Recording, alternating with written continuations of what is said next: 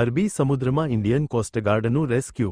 જાફરાબાદથી 90 કિમી દૂર સમુદ્રમાં કર્યું રેસ્ક્યુ।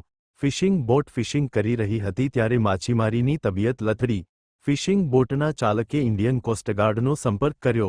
કોસ્ટગાર્ડની ચાર્લી 149 દ્વારા કુળદેવી નામની ફિશિંગ બોટમાંથી 57 વર્ષીય કાળુ દેવા બારૈયાનું કર્યું રેસ્ક્યુ।